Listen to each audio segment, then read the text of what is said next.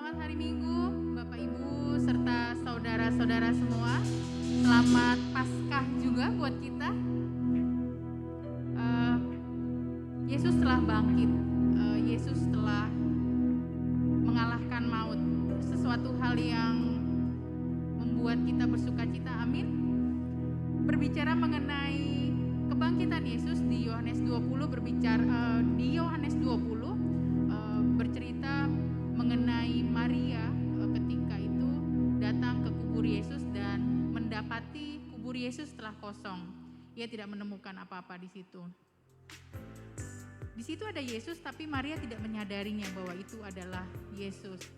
Karena waktu itu Yesus berkata, "Ibu, mengapa engkau menangis? Siapa yang kamu cari?" katanya. "Siapa yang kau cari?"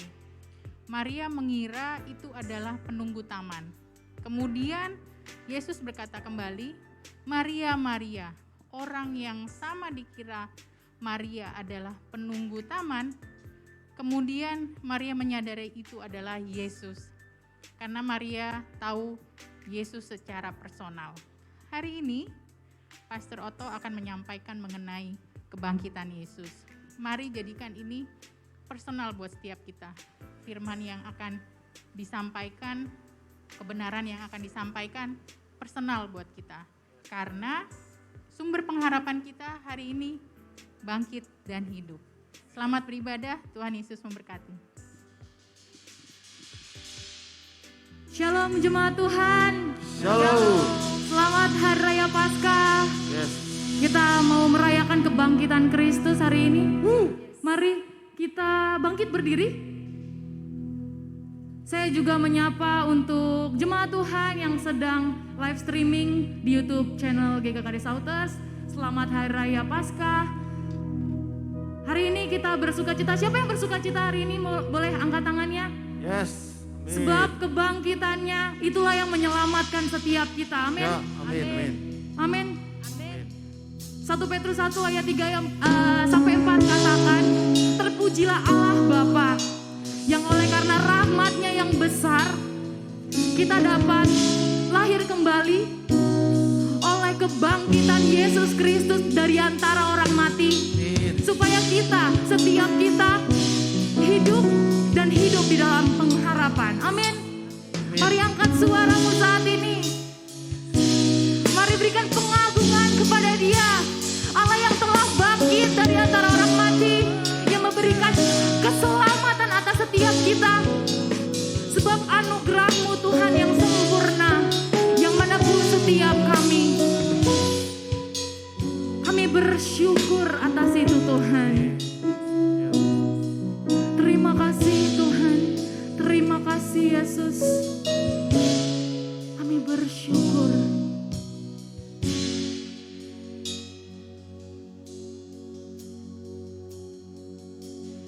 Lubang di tangan-Mu membuktikan sungguh besar kasih-Mu Tuhan. Darah yang tercurah menyatakan ku berharga bagimu Tuhan. Mari angkat suaramu bersama-sama katakan, "Aku yang seharusnya telah mati di kegelapan yang abadi. Engkau yang memberikan diri, namun Engkau memberikan diri. Amin. Kau tersalib karena kasih." Mari angkat kedua tanganmu, serukan namanya. Yesus, Yesus, Kau turun dari tata surga-Mu,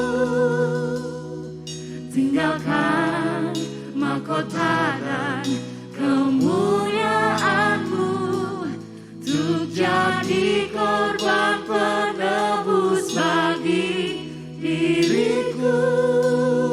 Salib-Mu terlukiskan dalam hatiku, selalu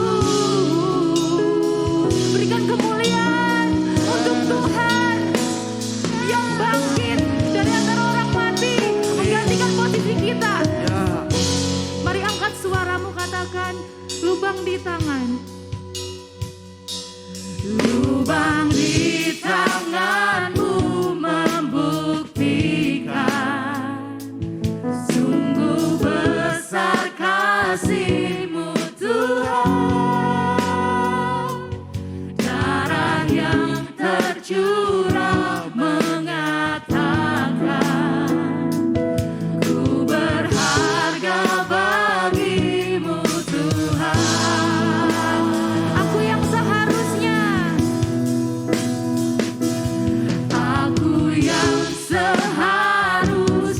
telah mati di kegelapan yang abadi. Namun Engkau memberikan diri. Kau tersalib, kau disiksa. Mari angkat kedua tanganmu, serukan nama Tuhan, katakan Yesus, Yesus kau turun dari tata surgamu,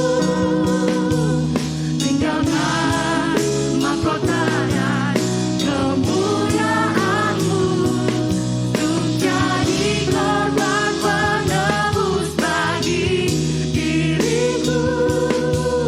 Salibmu terlukiskan, katakan anugerahmu, anugerahmu menebus seluruh dosaku, anugerahmu kalahkan kuasa maut, anugerahmu membawa hidup yang baru, anugerahmu. Hanya karena anugerahmu Tuhan, katakan anugerahmu, anugerahmu menebus seluruh dosaku, anugerahmu kalahkan kuasa maut, anugerahmu membawa hidup yang baru, anugerahmu. Mari angkat kedua tanganmu, kita katakan Yesus, Yesus kau turun dari tata surgamu, tinggalkan mahkota dan kemuliaanmu untuk jadi korban penebus bagi diriku. Salibmu terlukiskan dalam Yesus, Yesus kau turun dari tata surgamu, tinggalkan mahkota dan kemuliaanmu untuk jadi korban penebus bagi. Kami meninggikan Engkau Tuhan. Salibmu bersama-sama katakan anugerahmu, anugerahmu menebus seluruh dosaku, anugerahmu kalahkan kuasa maut, anugerahmu membawa hidup yang baru, anugerahmu. Yesus, katakan anugerahmu, anugerahmu. Sekali lagi katakan anugerahmu. Yesus, berikan kemuliaan untuk Dia yang telah bangkit, yang menjadi juru selamat kita. Kita excited ya. Kita excited memuji Tuhan yang memberikan kasih karunia, karena ada tertulis hanya kasih karunialah yang dapat memberikan hidup kepada kita yang kekal. Amin. Amin. Ya. Mari kita naikkan pujian ini, sebab kasih-Mu Tuhan itu menjadi bagian kami. Kasih-Mu bagiku.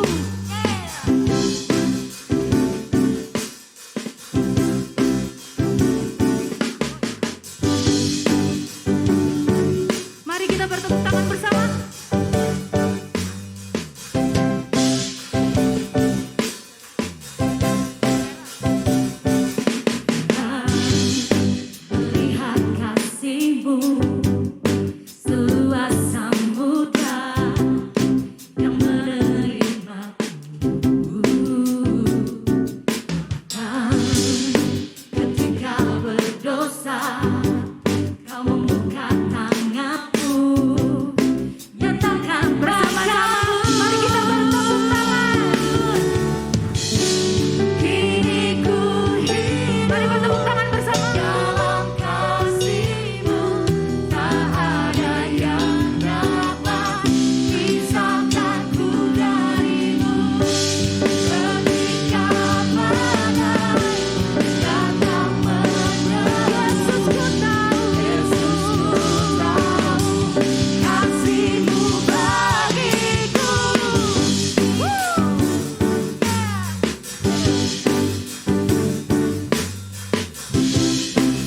Bersama-sama para pria, angkat suaramu, katakan heran. Heran Melihat Come kasih-Mu on. Seluas. samudra yang menerima. Para wanita boleh angkat suaramu. Bahkan ketika berdosa, Kau membuka tanganmu, nyatakan wajah-Mu. Bersama-sama, mari melompat. Kini ku hidup dalam kasih-Mu, tak ada yang dapat pisahkan ku dari-Mu. Ketika badai datang menyerbu, Yesus ku tahu kasih. Sekali lagi katakan, kini ku hidup dalam kasih-Mu, tak ada yang dapat pisahkan ku dari-Mu. Ketika badai datang menyerbu, bersama-sama jemaat Tuhan, angkat suaramu. Mari bertepuk tangan. Kini ku hidup Dalam kasih-Mu tak ada yang dapat pisahkan ku dari-Mu. ketika badai datang menderu, Yesus ku tahu kasih-Mu bagiku. Kini ku hidup dalam kasih-Mu, tak ada yang dapat pisahkan ku dari-Mu. Ketika badai datang menderu, Yesus ku tahu kasih-Mu. Teriakan, Yesus ku tahu. Yesus ku tahu kasih-Mu bagiku. Sekali lagi katakan, Yesus ku tahu kasih-Mu bagiku. Haleluya.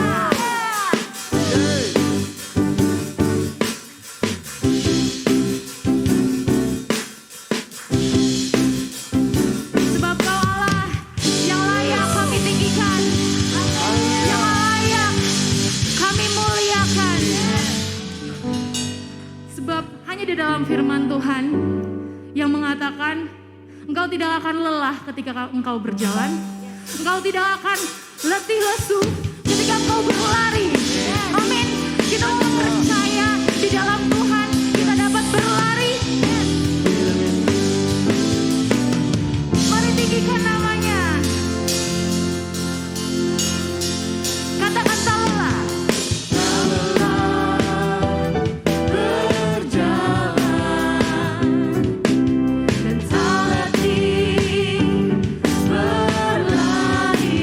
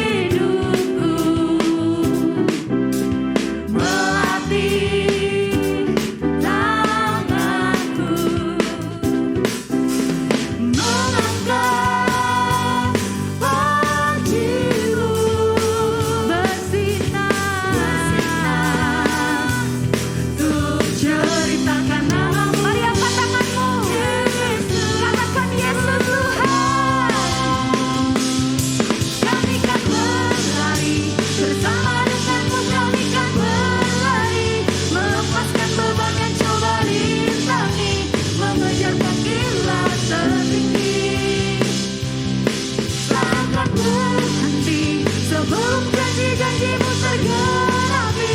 Berapapun harga yang harus diberi, karena kau mahkota kami. Sekali lagi katakan, kami kan berlari, bersama denganmu kami kan berlari, melepaskan beban kembali kami, mengejar panggilan tertinggi. Takkan berhenti sebelum janji-janjimu tergenapi. Berapapun harga yang harus diberi, karena kau mahkota kami. Haleluya,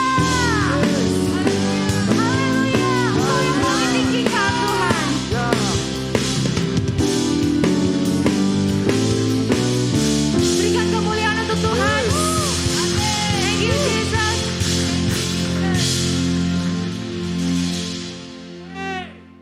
Yeay! Yeay! Jangan dulu duduk, jangan dulu duduk. Tolong bantu saya. Jemaat. Oh, jemaat. Haleluya. Oke, silakan duduk. Luar biasa. Katakan kanan kirinya, Yesus ada di dalamku. Luar biasa, itu artinya setiap hari Bapak, Ibu, rekan-rekan semua akan menyaksikan mujizat-mujizat dalam hidup Bapak, Ibu, dan rekan-rekan semua. Luar biasa, tepuk tangan buat Tuhan kita. Yes, saya ada sedikit tebak-tebakan, ini sesuai tema, tapi agak susah. Ya, yang bisa jawab luar biasa. Gak ada hadiah, saya gak nyiapin hadiah. Pas apa yang kah? Luar biasa. Oke, kita mulai pengumumannya. Bapak Ibu, luar biasa nih ya. Aduh, saya tadi loncat-loncatan Bapak Ibu jadi agak-agak ngos-ngosan ya. Selamat hari Minggu bagi Bapak Ibu semua yang ada di sini. Selamat beribadah Paskah, selamat Paskah Bapak Ibu semua. Dan selamat hari Minggu bagi jemaat yang ada di Jabodetabek, Bandung, Bali, Manokwari, dan kota-kota lainnya. Dan yang ada di luar negeri, selamat hari Minggu, selamat beribadah semua, selamat Paskah. Kita memulai, pengumuman yang pertama adalah jadwal ibadah Minggu, onsite dan live streaming. Ada ibadah umum 1 di pukul setengah 10 pagi atau jam 9.30 WIB. Dan ibadah umum 2 pukul 12 siang. Ini sekaligus live streaming di kanal YouTube GKKD Shouters. Dan ada ibadah umum 3 pukul setengah 6 sore atau jam 17.30 WIB. Ada ibadah youth. Nah, ini ibadah para pemuda nih. Bapak Ibu boleh masuk ya, menyusup. Nah, ini ada di jam 3 sore 15.00 WIB. Ini juga live streaming di kanal YouTube GKKD Shouters. Oke, pengumuman yang kedua. Bagi jemaat Tuhan yang mau mengikuti ibadah onsite, pastinya nanti akan dikirim link untuk mengisi form. Jadi kita akan siapkan tempat duduk terbaik untuk Bapak Ibu semua di onsite. Jadi linknya nanti ada di bio Instagram GKKD Shouters dan pilih daftar ibadahnya Bapak Ibu. Seperti yang tertera di monitor besar belakang saya ini. Oke, dan jadwal ibadah kids ada 2. Ibadah kids pertama di jam 9.30 dan ibadah kids kedua ada di jam 12 WIB. Ini ibadah onsite ya Bapak Ibu ya. Jadi Bapak Ibu yang punya anak, rekan-rekan semua yang punya adik, silahkan diajak. Kita ada ibadah kids juga. Oke, pengumuman yang kedua. Persembahan dan perpuluhan, kita dapat memberikan persembahan dan perpuluhan ke nomor rekening dan OVO barcode yang tertera di monitor belakang saya yang besar ini, ataupun di ini live streaming kan ya, ada di monitor TV Bapak Ibu sekalian. Dan sharing for caring, kita bersyukur untuk partisipasi Bapak Ibu dan rekan-rekan dalam program ini. Sampai hari ini program sharing for caring masih tetap berjalan, tepuk tangan dong. Ini program yang sangat luar biasa.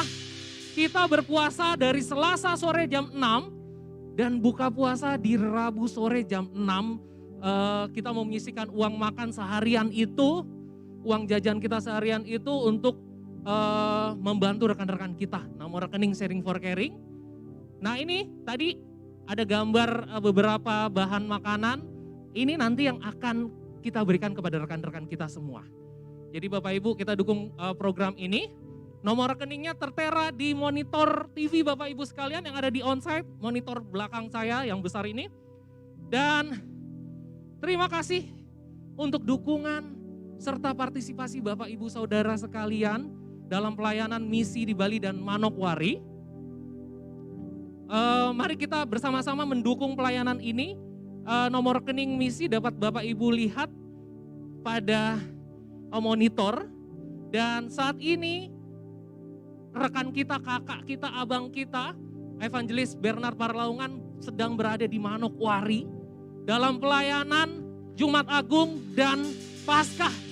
Kita mau dukung beliau dalam doa. Nah ini dia. Saya nafas sedikit Bapak Ibu, karena agak susah pakai masker nih ya. Nah, 5 Minute Grace, wow. Ini program baru yang harus kita dukung bersama-sama. Karena kita bisa share kabar baik ke rekan-rekan kita terdekat dan ke keluarga kita. Jadi setiap hari Selasa, Kamis, dan Sabtu di Instagram dan YouTube.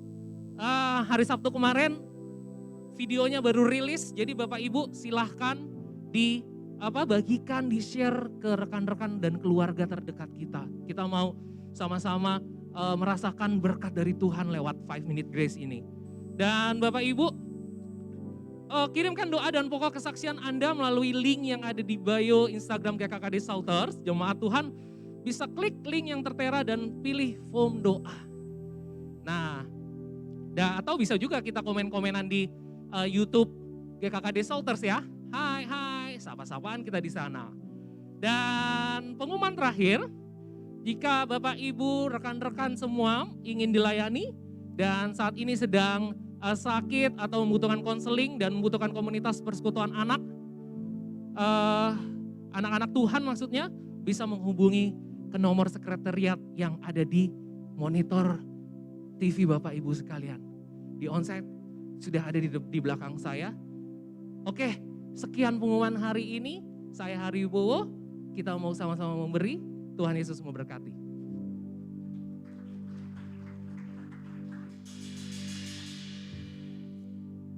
Shalom, selamat Paskah, jemaat Tuhan. Sebelum kita memberi, saya ingin mengajak Bapak Ibu Saudara untuk merenungkan satu ayat. Ini ayat yang semua mungkin sudah tahu, Filipi 4 ayat 19.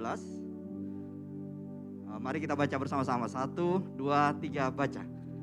Allahku akan memenuhi segala keperluanmu menurut kekayaan dan dalam Kristus Yesus. Ini ayat sangat luar biasa karena dibilang Allah akan memenuhi segala keperluan sesuai kekayaan dan kemuliaannya. Tapi kalau kita perhatikan, kita renungkan, ini Paulus yang bicara bilang Allahku. Dia bicara kepada mu-nya itu adalah jemaat di Filipi. Nah, saya mau cerita sedikit. Jadi minggu-minggu lalu kan gembala kita sudah menceritakan tentang jemaat di Makedonia. Ya, yang ini soal pemberian. Nah, Filipi ini adalah salah satu gereja. Jadi di Makedonia itu ada gereja Filipi, ada gereja Tesalonika, lalu ada gereja Berea. Nah, kalau Bapak Ibu Saudara membaca tentang surat Filipi ini Bapak Ibu Saudara akan melihat nuansa yang berbeda dari Rasul Paulus. Rasul Paulus itu, padahal waktu itu Rasul Paulus ada di penjara, ya. Tapi Rasul Paulus itu sangat sukacita. Kenapa? Nah, di ayat-ayat sebelumnya itu dikatakan bahwa kita tahu Rasul Paulus itu pergi ke banyak kota di Asia, di Eropa. Tapi di sini Rasul Paulus bilang begini, dari semua jemaat yang ada, hanya jemaat di Filipi ini yang melakukan pemberian kepada Rasul Paulus. Ketika Rasul Paulus lagi di Tesalonika, ketika Rasul Paulus lagi di penjara, ini lagi di penjara nih di Roma, itu jemaat Filipi melakukan pemberian khusus, mengirimkan orang untuk memberikan. Jadi poinnya adalah ini. kita memang selalu akan mengatakan Allahku akan memenuhi segala keperluanku sesuai kekayaan dan kemuliaannya. Itu betul. Tapi kita juga harus punya hati yang memberi. Seperti jemaat Filipi. Jadi kalau di 2 Korintus juga dibilang bahwa Allah sanggup memberikan segala kasih karunia hanya untuk orang yang punya hati memberi. Allah akan memberikan bibit benih kepada penabur, bukan kepada pemakan. Jadi yang mau saya sharing adalah kalau kita adalah penabur, kalau kita memberi, kalau kita mengambil bagian dalam pemberitaan Injil. Jemaat Filipi ini mereka nggak bisa pergi dan memberitakan Injil, tapi mereka melakukannya lewat pemberian yang mereka berikan kepada Rasul Paulus. Nah, sebelum kita menyatakan pernyataan iman kita, di sini ada hari ini adalah hari terakhir bagi kita semua untuk memberikan heart for the house. Nah, di sini ada heart for the house.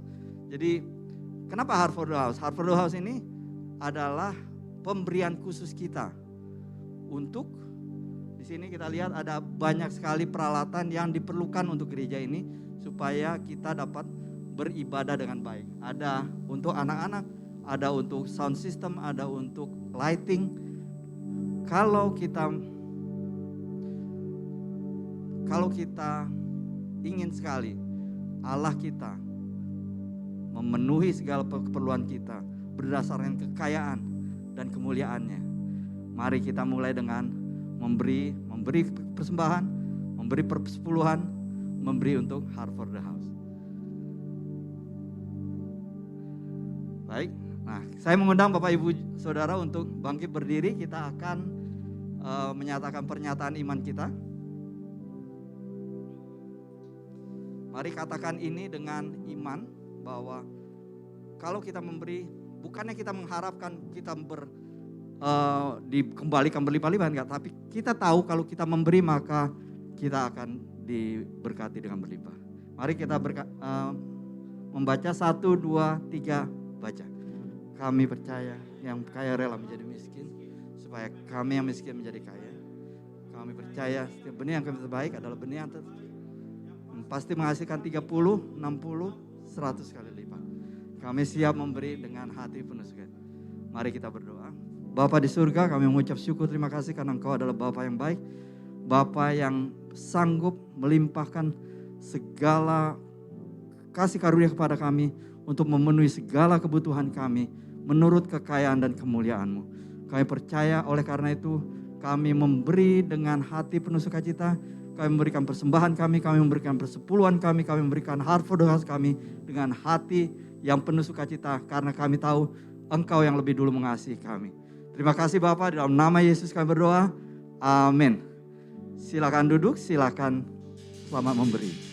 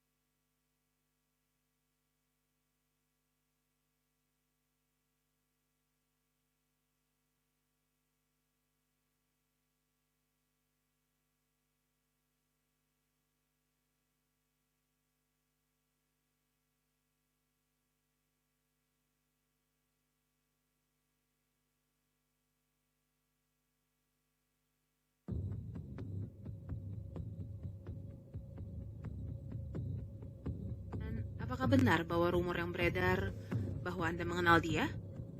Saya mengenalnya dengan cukup baik. Kamu mau membasuh kakiku? Kalau aku tidak membasuh engkau, engkau tidak akan mendapat bagian dalam aku. Lalu dia mulai berdoa, mengucap syukur, kemudian memberikan roti dan anggur kepada kami. Aku mohon, aku tidak bermaksud. Diam! Aku melakukannya. Diam! Kamu tidak berhak untuk membela diri. Yang tidak melakukan dosa dapat memberikan hukuman terlebih dahulu kepadanya. Dari bergerak. laci kasir. Serahkan uangmu. Saya tidak bisa menerimanya begitu saja. Saya melukai salah satu dari mereka, Ya Tuhan! mengenai ke dada salah satu pendeta itu. Siapa pelaku yang satu lagi? Dia, Pak. Dia sengaja melukai seorang imam. Dia pelakunya. Apa kamu mengenalnya? Tidak. Saya tidak mengenalnya. Dia berkata bahwa El telah dihukum mati. Saya bisa saja kemarin mati, tapi dia mau menyelamatkan hidupku. Saya mau memulai hidup yang baru. Dia yang kemarin, temanmu? Maksud Anda El? Dia rabiku. Bisa kau ceritakan tentang dia? Oh, baiklah. Waktu saya sudah habis. Bisa kita lanjut lagi lusa? Masih ada bagian penting yang belum kita bahas. Lusa. Bisa.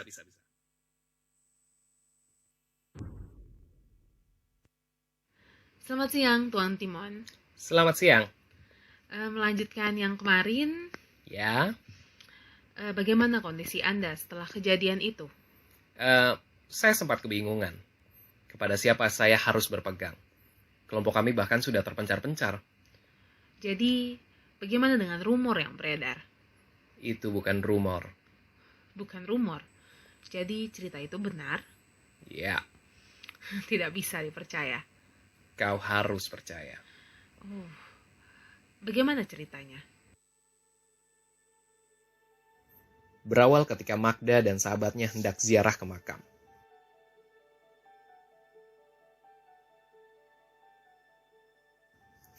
Dia mendapati kubur itu telah kosong. Dia lalu bertemu dengan seorang pria.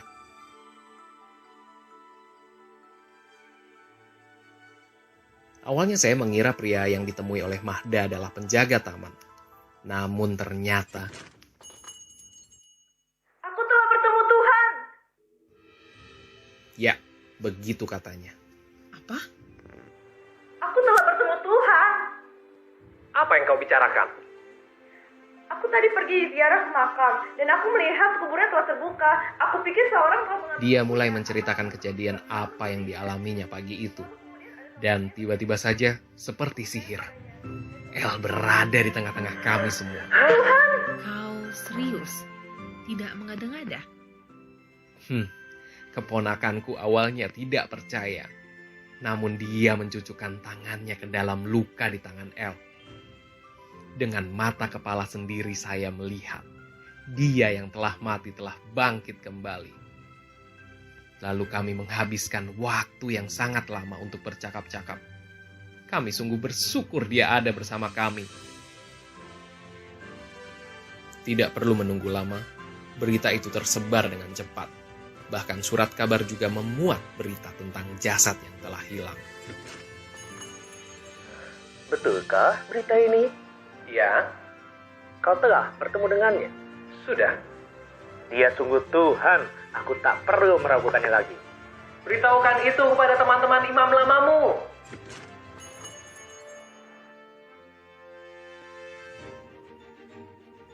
Sekarang jumlah kami sudah semakin banyak. Kami tidak takut akan apapun, karena dia telah mengalahkan hal yang paling mengerikan, yaitu kematian. Jadi apa yang akan kamu lakukan sekarang, Tuan Timon? Dia ingin agar kami menceritakan tentangnya kemanapun kami berada. Kami? Apa kelompokmu sudah kembali? Ya, bahkan semakin besar. Tidakkah kau lihat? Hah? Ya, orang-orang di hadapan kita. Mereka mengalami kasih Tuhan. Bahwa karena begitu besar kasih Allah akan dunia ini, sehingga dia mengaruniakan anaknya yang tunggal. Supaya setiap kita yang percaya tidak binasa, melainkan beroleh hidup yang kekal. Mereka semua? Ya El, saya, kamu, dan kita semua. Saya tidak dapat berkata-kata. Luar biasa sekali percakapan kita, Tuan Timon. Terima kasih telah berbagi mengenai hal ini denganku. Sama-sama El. Tuhan memberkatimu. Memberkatimu juga. Dan Memberkati kita semua.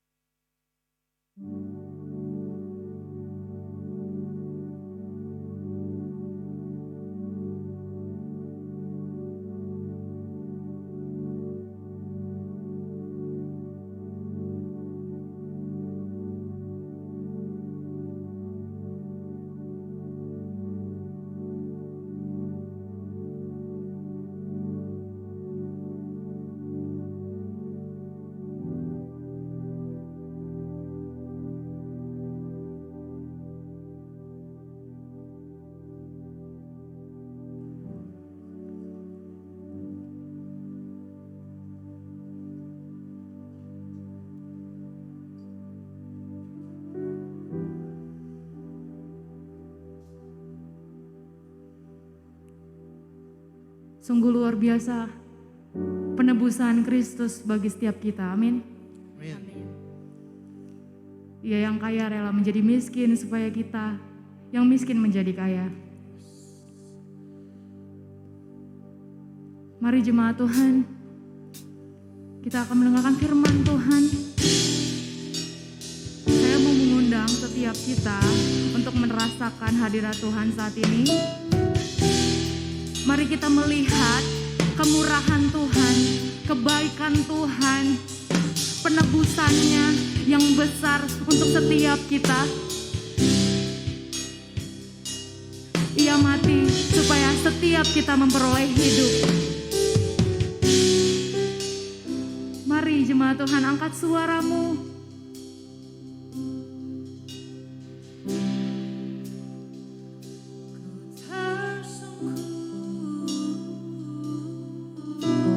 Mari rasakan. Angkat suaramu.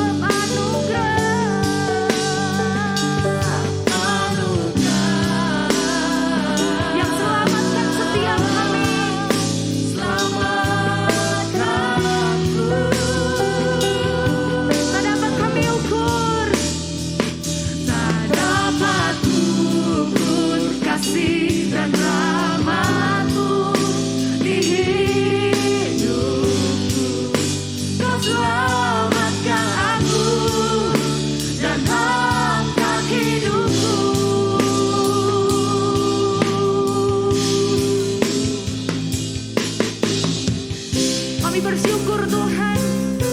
Oleh karena kematian-Mu, kami memperoleh hidup. Kau yang menggantikan segala ketakutan kami. Kau yang memberikan masa depan yang penuh dengan pengharapan. Sehingga kami dapat hidup dan berharap kepada Engkau. Mari jemaat Tuhan, angkat suaramu, angkat harapanmu di dalam Dia. Dia telah bangkit. Dia telah bangkit. Kami bersyukur Tuhan. Kami memuji-Mu, meninggikan-Mu, memasyurkan nama-Mu, Yesus. Selamanya Engkau Tuhan, Sang Juru Selamat kami.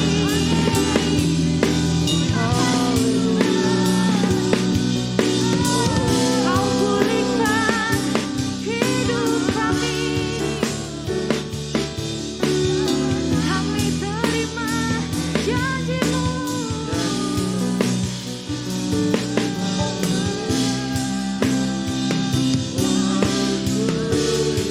Kami bersyukur Tuhan. Itu sebabnya kami mau memuji-Mu. Mari bersama-sama angkat suaramu. Ku tersungkur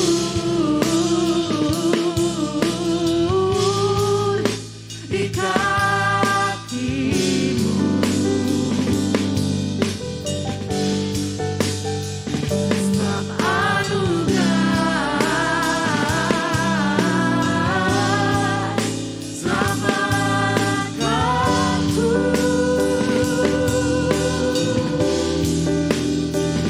Tak dapat ukur kasih dan rahmat-Mu di hidupku.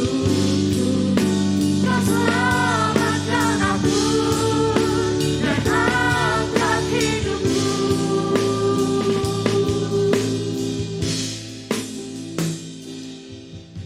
Lihat kemenangannya,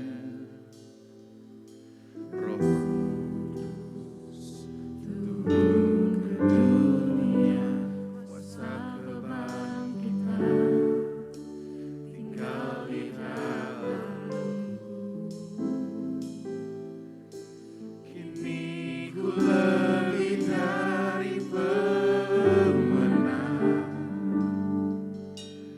Dosa-dosa telah dipatahkan.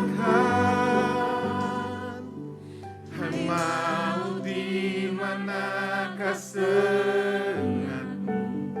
Aku telah merdeka karena tebusannya. Mari kita berikan kemuliaan kepada Tuhan.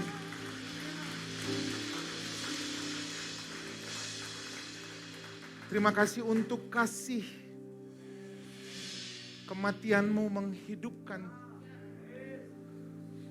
Kau menanggung semua pukulan yang harusnya kami terima. Supaya hari ini kami dapat hidup dalam damai sejahtera. Kami tidak takut lagi Tuhan. Kami tidak khawatir akan masa depan kami. Karena kami tahu sekarang kami hidup di dalam kasih Tuhan. Bukan karena kebaikan, bukan karena perbuatan yang kami lakukan. Tapi semata-mata karena apa yang Tuhan Yesus telah lakukan. Dia tanggung penderitaan supaya kami dibebaskan. Dia tanggung pukulan supaya hari ini kami tidak dihukum lagi. Terima kasih Bapa. Kami mengucap syukur. Kami mau mendengarkan kebenaran firman Tuhan dan kami percaya kebenaran ini akan memerdekakan kami. Kami pulang dengan pikiran yang baru, damai sejahtera, pemulihan, sehat, diberkati di dalam nama Tuhan Yesus. Setiap yang percaya berkata, amin, amin, amin. Shalom Bapak Ibu, silahkan duduk. Selamat merayakan Hari Raya Paskah. Wow, masih foggy ya. Selamat merayakan Hari Raya Kemenangan.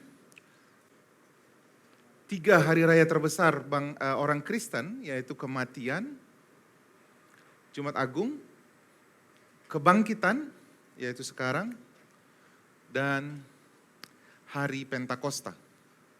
Jadi kita sudah merayakan Jumat Agung, kita sudah merayakan hari ini kita sedang merayakan Pentakosta, kita sedang merayakan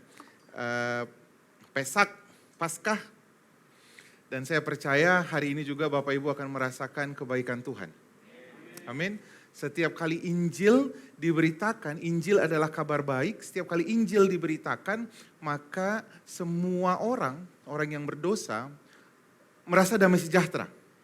Karena Injil yang diberitakan bukan untuk mendakwa Bapak Ibu, bukan untuk mencari kesalahan Bapak Ibu, tapi untuk menyatakan bahwa engkau sangat berharga di mata Tuhan. Amin. Coba katakan sama-sama, coba katakan ke kanan kirinya, tahu gak kamu sangat berharga di mata Tuhan? Kamu sangat berharga di mata Tuhan. Setiap kali orang tua menyampaikan hal yang sama kepada anaknya, setiap kali anak kita melakukan kesalahan Bapak Ibu, tahu apa yang dia lakukan?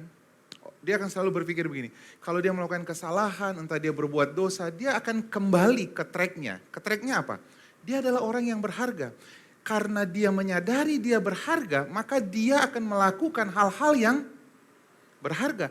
Jadi kalau Bapak Ibu masukkan ke dalam pikiran anakmu, Filipi 4, semua yang benar, semua yang baik, semua yang mulia, semua yang disebut dengan kebajikan, masukkan ke dalam dia, maka dia akan mengeluarkan apa?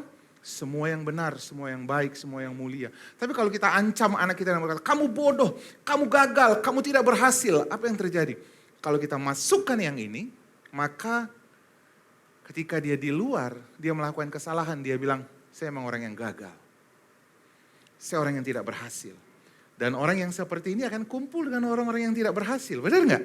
Orang yang gagal akan kumpul dengan orang-orang yang gagal. Itu sebabnya Roma 2 ayat 4. Orang selalu bilang begini, kenapa sih kita harus selalu menceritakan kebaikan Tuhan? Roma 2 ayat 4. Bukankah kamu lihat kebaikan dan kemurahan Tuhanlah yang menuntun orang kepada pertobatan.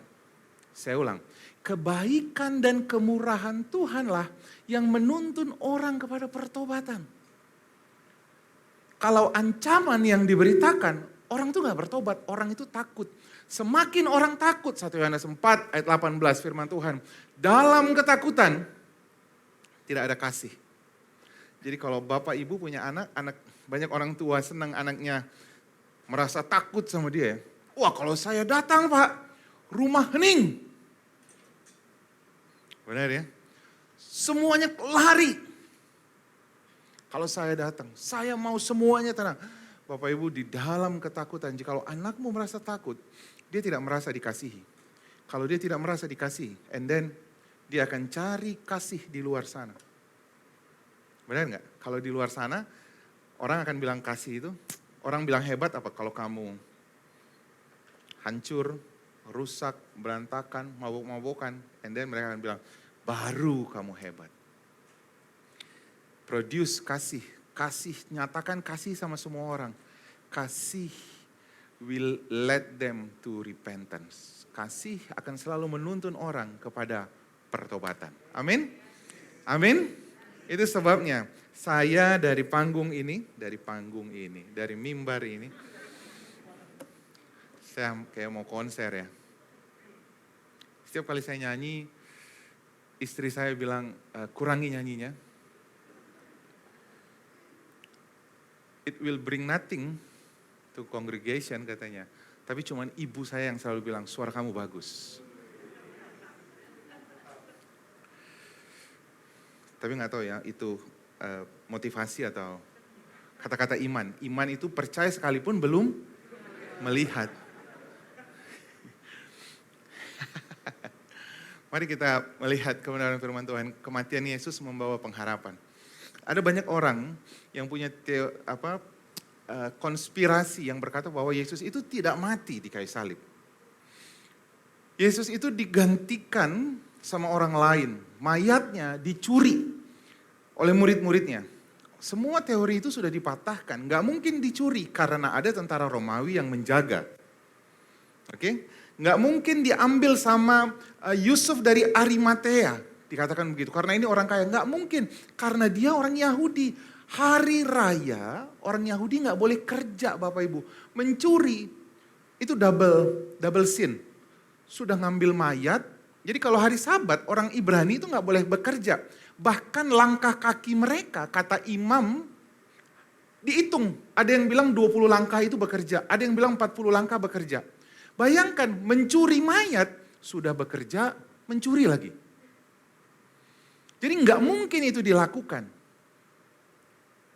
Nah, kita lihat Paulus membuat kesaksian 1 Korintus 15 ayat 3 dan 4. Sebab yang sangat penting telah aku sampaikan kepadamu, yaitu apa yang telah kuterima sendiri, ialah bahwa Kristus telah mati karena dosa-dosa kita. Minggu lalu kita hari Jumat kita belajar, untuk apa Yesus mati? Karena dosa, lihat kanan kirinya. Karena dosa saya. Yang paling enak bilang, karena dosa kamu, makanya kau dasar kau, karena dosa saya. Sesuai dengan kitab suci bahwa ia telah dikuburkan, ia telah dibangkitkan pada hari yang ketiga. Sesuai dengan apa yang dikatakan kitab suci. Saya baca aja ini kesaksian dari Paulus. Bahwa ia telah menampakkan dirinya kepada Kefas, kemudian kepada ke-12 muridnya. Sesudah itu ia menampakkan diri lebih daripada 500 saudara sekaligus. Waktu dia menampakkan diri kepada Kefas dan murid-muridnya, Bapak Ibu, Yesus itu menampakkan dirinya flesh and blood, darah dan daging. Karena apa? Dia makan bersama-sama dengan mereka. Masih ingat di tepi Danau Genesaret? Tuhan Yesus makan ikan bersama-sama dengan dia. Makanya anak Tuhan harus favoritnya adalah? Enggak juga. Enggak harus. Anak Tuhan favoritnya adalah durian, itu benar. Sesudah itu ia menampakkan dirinya kepada 500 orang. Jadi bagaimana mungkin Yesus dikatakan Yesus tidak bangkit? Lalu Tuhan Yesus juga datang kepada murid-muridnya dan dia berkata, Thomas bilang begini, aku nggak percaya kalau itu Tuhan Yesus, kalau tidak ku lihat bekas luka di tangan dan di perutnya. Lalu Tuhan Yesus menampakkan dirinya dan dia bilang, hei Thomas, cucukkanlah tanganmu ke bekas lubang yang ada di tangannya. Jadi Tuhan Yesus benar-benar menunjukkan dirinya darah dan daging. Dan bukan hanya kepada Kefas dan 12 murid-muridnya, tetapi dia juga menunjukkan kepada 500 orang lebih. Semua Tuhan orang masih ada di kuburan. Tapi Yesus yang Bapak Ibu sembah sudah bangkit. Hanya kuburannya yang kosong. Enggak percaya? Saya sudah membuktikannya berulang kali ke sana. Kuburan itu masih kosong. Selanjutnya ia menampakkan diri kepada Yakobus, kemudian kepada para rasul, dan yang paling akhir dari semuanya itu ia menampakkan dirinya kepada aku sama seperti kepada anak yang lahir sebelum waktunya. Paulus membuat kesaksian kepada jemaat di Korintus. Apa yang membuat kamu bingung katanya? Yesus itu bangkit. Bahkan ada satu sejarawan Yahudi menuliskan tentang kebangkitan Yesus. Kenapa penting saya katakan sejarawan Yahudi? Karena yang menyalibkan Tuhan Yesus siapa Bapak Ibu? Siapa? Orang Yahudi sendiri. Benar ya? Walaupun dia dihukum atas hukuman Romawi. Bangsa Yahudi tidak menghukum orang dengan cara menyalibkan. Penyalipan itu adalah cara hukuman orang Romawi. Untuk menangkap dan membunuh pemberontak Yahudi hanya merajam orang sampai 39 kali. Paulus katakan 39 kali. Karena yang ke-40 biasanya orang sudah mati. Nah, Josephus namanya adalah Flavius Josephus. Titus Flavius Josephus. Sebenarnya dia adalah seorang anak imam di Galilea, dia pemimpin imam di Galilea, namanya Yusuf, anak Matias, bapaknya Matias, imam. Nah, mereka inilah yang menyalibkan Yesus. Jadi bayangkan, yang menyalibkan pun kasih kesaksian. Bahwa benar dia kami bunuh, benar dia bangkit di hari ketiga. Bayangkan siapa lagi buktinya? Yang nyalipin saja. Dan bangsa Yahudi membenci Yesus. Yang membenci Yesus saja sudah cerita bahwa dia mati, dia bangkit.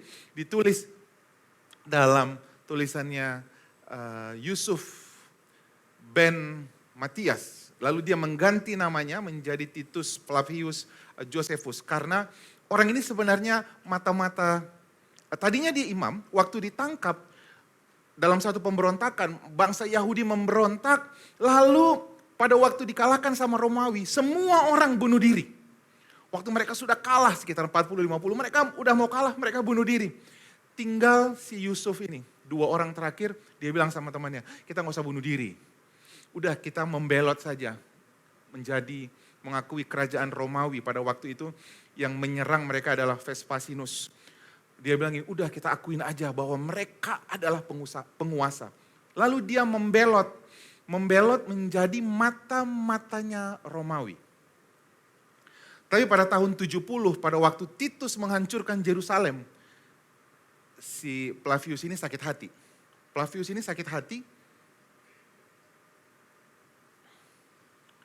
Lalu dia kembali ke akarnya, ke orang Yahudi.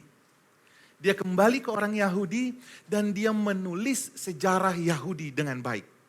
Jadi ini adalah sejarawan Yahudi yang paling dihormati.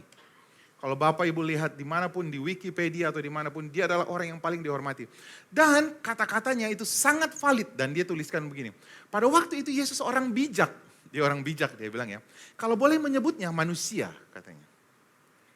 Karena ia adalah pembuat pekerjaan yang menakjubkan, seorang guru. Ini tulisannya sendiri diterjemahkan dalam bahasa Indonesia. Yang membuat orang menerima kebenaran dengan sukacita. Ia menarik banyak pengikut, baik orang Yahudi maupun orang asing. Ia adalah Kristus ketika Pilatus atas usulan orang yang terkemuka di antara kami menghukumnya dengan penyalipan. Mereka yang menyayanginya pada mulanya tidak meninggalkan dia. Karena ia menampakkan diri lagi hidup pada mereka pada hari ketiga. Bayangkan Bapak Ibu, yang nyalipin pun bersaksi. Ini orang kami salipin dan pada hari yang ketiga dia bangkit. Wah, keren ya. Nggak ada bukti yang bisa membantah tentang kebangkitan Kristus. Dia digantilah dengan dia dan dilakukan ini dan dilakukan ini. No, Bapak Ibu. Yang nyalipin saya bisa buktikan ada 30 tulisan yang bukan ditulis oleh orang Kristen. Ini bukan tulisan orang Kristen. Ini tulisan orang Yahudi, tulisan orang Roma yang mengatakan benar Yesus disalibkan dan dia bangkit. Lalu untuk apa Yesus bangkit? Apakah ini cuma seremonial biasa yang kita lakukan? Mari Bapak Ibu, ini the konkret ceritanya. 1 Korintus 5 ayat 15 ayat 20 dikatakan begini. Orang yang benar ialah bahwa Kristus, tetapi yang benar ialah, sama-sama kita katakan, bahwa Kristus telah dibangkitkan dari antara orang mati sebagai yang sulung dari orang-orang yang telah meninggal. Jadi Yesus adalah yang pertama dari kebangkitan, bahwa semua orang pasti bangkit dari kematiannya. Lalu dikatakan sebab sama seperti maut datang kepada satu orang manusia. Siapa itu? Adam. Maut datang karena Adam. Roma 3 karena dosa Adam. Roma 5 dosa Adam menjalar kepada semua orang. Itu sebabnya dikatakan firman Tuhan, semua bayi dikandung di dalam dosa. Karena apa? Karena dosa Adam menjalar kepada semua orang. Jadi manusia itu berdosa bukan karena melakukan perbuatan dosa. Dosa yang ada di dalam kita itu karena dosa Adam menjalar kepada semua orang. Makanya Roma 3 ayat 23 berkata, semua orang, apa dikatakan? Bukan akan berbuat dosa, telah berbuat dosa. Sebab sama seperti maut datang kepada satu orang manusia, demikian juga kebangkitan orang mati datang karena satu orang manusia. Siapa itu? Karena Yesus bangkit, semua orang pasti bangkit. Oke? Lalu dikatakan, yaitu Yesus yang telah diserahkan karena pelanggaran kita. Dia dihukum karena pelanggaran kita, dibangkitkan karena apa? Untuk pembenaran kita. Nah, ini poinnya. Kasih tahu sama sebelah saudara. Ini agak krusial. Kalau mata saya mulai tertutup, kalau tangan saya mau ngambil handphone, ingatkan saya, ini penting banget. Kenapa kematian dan kebangkitan Kristus, menjadi pembenaran bagi kita? Mari kita lihat. Saya akan mulai dengan sedikit khotbah minggu hari Jumat. 1 Yohanes 2 ayat 2. Yesus adalah pendamaian, dalam bahasa aslinya disebut hilasmos atau kaparah.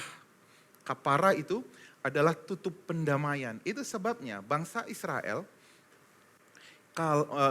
pada waktu mereka keluar dari Mesir menuju tanah Kanaan, mereka membawa tabut, benar? Lalu tabut itu isinya apa? Murka Allah, tongkat Harun yang berbunga, segomer mana, lalu apa? Hukum Taurat yang dipecahkan. Lalu dimasukkan ke dalam tabut, lalu ditutup dengan tutup pendamaian. Itu yang disebut dengan kaparah. Ditutup dengan tutup pendamaian, lalu harus dipercikkan darah 7 kali. Supaya apa? Supaya Tuhan tidak melihat kepada murkanya. Jadi 3 yang ada di dalam tadi, tabut, di dalam tabut itu ada Taurat, ada tongkat Harun yang berbunga, ada segomer mana. Itu adalah lambang murka Allah. Karena pada waktu itu bangsa Israel memberontak sama Tuhan. Tuhan bilang begini, aku gak mau mengingat itu semuanya lagi. Lalu ditutup dengan kaparah namanya. Tutup pendamaian, lalu dipercikkan darah 7 kali. Itu sebabnya darah Yesus diceritakan di Perjanjian Baru tercurah sebanyak 7 kali Bapak Ibu. Nah, tutup pendamaian ini dikatakan Yesus itu adalah pendamaiannya untuk segala dosa kita. Kalau dikatakan segala, baik kecil maupun besar, semua dosamu sudah ditanggung Yesus di kayu salib. Ada yang datang ke sini mungkin bilang dosanya kecil. Ada yang bilang, saya ini orang yang tidak layak. Ada kabar baik buat kamu. Nggak ada dosa yang tidak ditebus Tuhan Yesus di kayu salib. Dosa adalah dosa. Bapak Ibu mencuri 1.000 rupiah dengan mencuri 10 miliar di mata Tuhan sama. Tuhan nggak bisa membedakan, oh karena kamu 1 miliar maka dosamu lebih kecil daripada yang 1. No. Di mata Tuhan dosa adalah dosa. Kata pendamaian atau kaparah itu artinya pengganti. Oke? Jadi Yesus itu adalah pengganti, korban pengganti. Hari Jumat kita belajar, harusnya yang dihukum Bapak, Ibu, dan saya. Benar? Tetapi Yesus menggantikannya. Karena saya yang berdosa, dikatakan dalam Yesaya 53. Mari sama-sama kita baca dengan suara keras. 1, 2, 3, ya. Dan yang biasa menderita kesakitan, ia sangat dihina.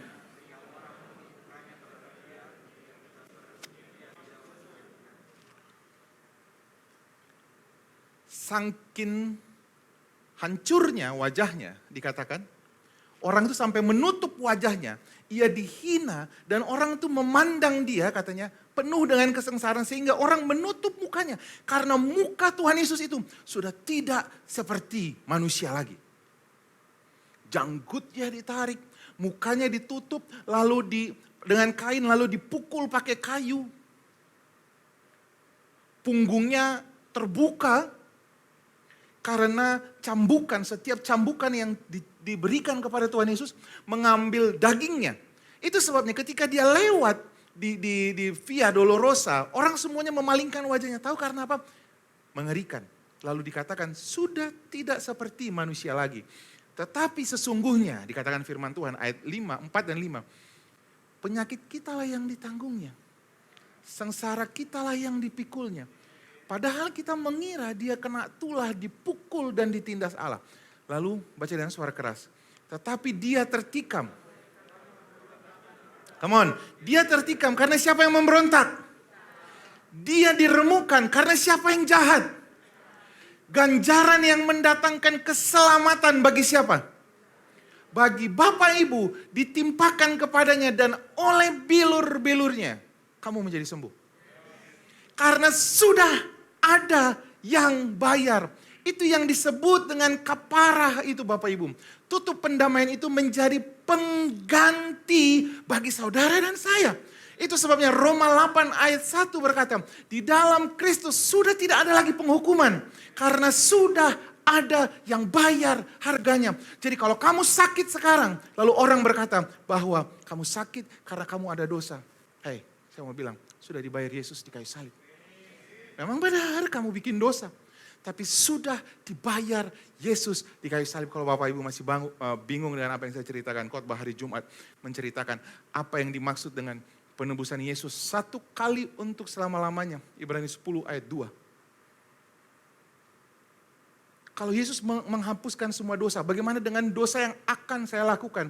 Sudah ditebus Yesus di kayu salib. Bagaimana dosa yang akan saya lakukan next month, masih panjang lagi. Sudah dibayar Yesus di kayu salib. Itu sebabnya Ibrani 10 ayat 10 berkata. Dan oleh penebusan Kristus di kayu salib, kamu telah dikuduskan. Satu kali untuk selama-lamanya. Ada banyak orang yang menentang. Bagaimana mungkin kita dikuduskan satu kali selama-lamanya? Jangan tentang saya. Firman Tuhan yang tulis. Hanya karena kau skip ayat ini. Jadi tiba-tiba ayat ini tidak ada. Di mata Tuhan, kamu adalah anak yang dikasihi Tuhan. Lalu dikatakan firman Tuhan, kepadanya lah aku aras kaya berkenan. Kata berkenan di situ artinya aku willingness untuk menyembuhkan kamu, memberkati kamu. Karena apa? Kamu anak yang kukasih. Kenapa kamu anak yang kukasih? Karena penebusan Yesus. Terjadi penggantian. Saya akan ceritakan. Saya pernah khotbahkan ini. Peristiwa kematian Yesus. Matius 27. Pada waktu itu diceritakan begini. Telah menjadi kebiasaan bagi wali negeri. Ini ceritanya Pontius Pilatus. Tuhan Yesus itu dibawa ke 6 pengadilan. 3 pengadilan agama Yahudi. 3 pengadilan agama orang Romawi. 6-6-nya tidak membuktikan bahwa Yesus punya kesalahan. Karena memang Alkitab tulis bahwa Yesus itu adalah anak domba yang tidak berdosa. Makanya Pontius Pilatus berkata begini, aku tidak menemukan kesalahan atas orang ini. Masih ingat cerita itu? Lalu dia mencuci tangannya. Nggak ada kesalahannya. Tapi bangsa Israel berkata, salibkan dia, salibkan dia. Kita lihat ceritanya. Telah menjadi kebiasaan bagi wali negeri membebaskan satu orang hukuman pada tiap-tiap hari raya atas pilihan orang banyak. Ini dilakukan oleh orang Romawi supaya bangsa Israel senang dan tidak memberontak kepada orang Romawi. Jadi biasanya wali negeri akan menunjuk satu orang jahat supaya dibebaskan. Tetapi harus ada yang mengganti. Dan pada waktu itu ada dalam penjara seorang yang terkenal kejahatannya. Jadi orang ini terkenal karena kejahatannya. Suka dengan siapa sih dia? Itu loh. Otto Daniel. Otto Daniel yang mana sih? Itu loh. Yang ini. Otto Daniel yang mana? Itu loh yang jahat banget. Suka dengar cerita orang seperti itu ya? Yang mana sih? Itu loh. Yang mana sih? Itu loh yang suka terlambat. Kita suka terkenal buruknya, benar ya? Itu loh, yang mana? Yang kalau makan nggak pernah bayar. Jarang yang terdengar kebaikannya. Bener. Itu loh yang suaranya bagus. Ah itu gak kenal. Itu loh kalau yang datang suka terlambat. Ah itu gue kenal katanya. Karena kebaikan 1 tahun itu selalu terhapus karena keburukan 1 kali kata firman Tuhan. Namanya Yesus Barabas. Barabas itu artinya anak manusia. Manusia. Yesus adalah anak Allah. Yang kedua ini namanya Barabas, namanya Yesus manusia. Kalau Yesus itu adalah anak Allah, kalau ini Yesus manusia. Nah, lalu ceritanya kemudian wali negeri menjawab mereka dan berkata kepada mereka, siapa di antara kedua orang ini yang kamu kehendaki ku bebaskan bagimu? Kata mereka, Barabas. Bayangkan, manusia lebih memilih siapa? Barabas daripada Yesus. Kata Pilatus kepada mereka, jika begitu apa yang harus aku perbuat dengan Yesus yang disebut Kristus? Karena mereka semua berseru, salibkan dia. Yang ini pengadilan Romawi Bapak Ibu. Bukan pengadilan Yahudi. Pengadilan Yahudi enggak mengenal disalibkan. Pengadilan Romawi yang mengenal disalibkan. Makanya orang Yahudi bilang gini, salibkan dia. Tapi kalau dia disalibkan, harus ada yang diganti. Orang ini orang baik. Lalu, maka Pilatus melihat bahwa segala usaha akan sia-sia. Dia berusaha membebaskan Yesus. Tapi bangsa Israel ngotot, salibkan dia. Malah sudah mulai timbul kekacauan. Ia mengambil air, membasuh tangannya di hadapan semua orang dan berkata, aku tidak bersalah terhadap darah orang ini. Ini urusanmu sendiri ya. Lalu, dan seluruh rakyat itu menjawab, biarlah darahnya ditanggungkan atas kami dan atas anak-anak kami. Benar, tahun 70, Titus datang menghancurkan semua Yerusalem. Membunuh perempuan bahkan yang melahirkan. Karena mereka sendiri yang minta kutuknya Bapak Ibu. Kita sudah pernah belajar ini. Hidup dan mati ada di ujung lidah, barang siapa yang suka menggemakannya akan memakan buahnya.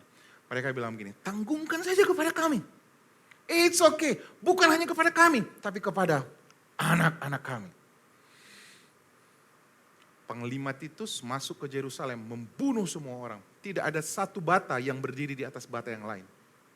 Bait Allah dihancurkan, bahkan mereka menajiskan bait Allah dengan membawa babi masuk ke dalam bait Allah, menajiskan bait Allah itu. Lalu membakarnya dan mengambil semua perhiasan yang ada di dalamnya. Lalu kemudian ia membebaskan Barabas bagi mereka.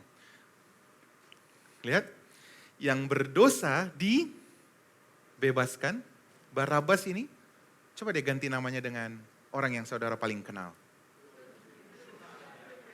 Siapa orang yang saudara paling kenal? Ya dirimu sendiri dong. Pengen, dia nih, istri gue nih gitu. Laki gue nih cocok banget, mampus loh. Ke gereja, kita seringkali ke gereja. Makanya tadi dikasih tahu dari depan, khotbah itu personal buat kita. Penyembahan itu personal buat kita, benar ya. Kadang-kadang kita di gereja itu pengen bunuh-bunuhan gitu. Khotbah ini cocok buat dia, mampus loh. Gitu ya. Makanya pulang gereja, orang tuh bukan sukacita, malah pada mati Bapak Ibu. Karena pas khotbah saling bunuh-bunuhan. Barabas adalah gambaran saya. Saya paling tahu dosa saya. Yang paling tahu dosa saya dan Tuhan. Itu sebabnya ketika ada orang yang berdosa sama saya bilang, it's nothing compared to my sin. Itu gak ada apa-apanya. Orang jatuh dalam perzinahan, it's nothing. You just don't know me. Orang jatuh dalam perselingkuhan, it's nothing for me. Karena dosa itu cuma ada 2 Bapak Ibu. Yang ketahuan sama yang tidak ketahuan. Yang ketahuan hanya karena kurang pintar aja seperti kita. We are so good for our sin. Benar nggak? Makanya yang ketahuan, belajarlah sama belajarlah sama saya. Enak aja.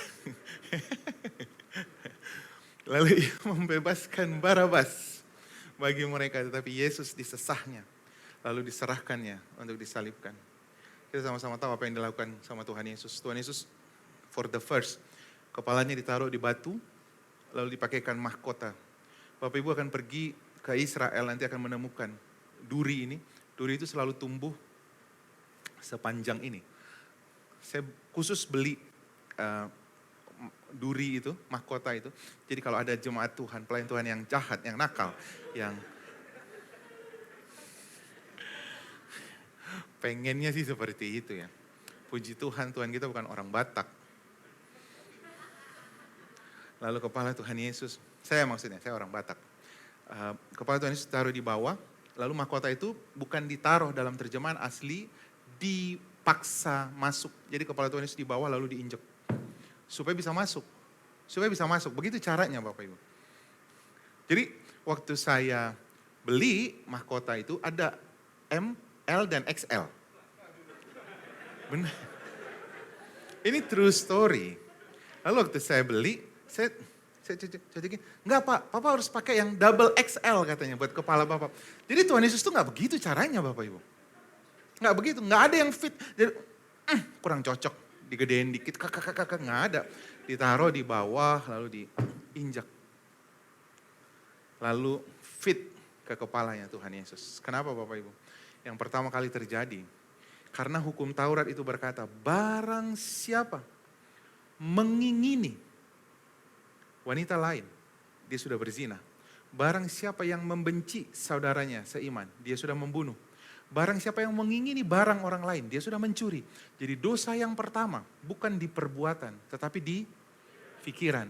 Yesus harus menebus pikiran kita. Apa yang dia lakukan? Dimahkotai duri. Benar? Jadi semua yang Tuhan Yesus lakukan di kayu salib, itu ada artinya Bapak Ibu. Itu ada artinya. Dia dicambuk 39 kali. Dicambuk 39 kali.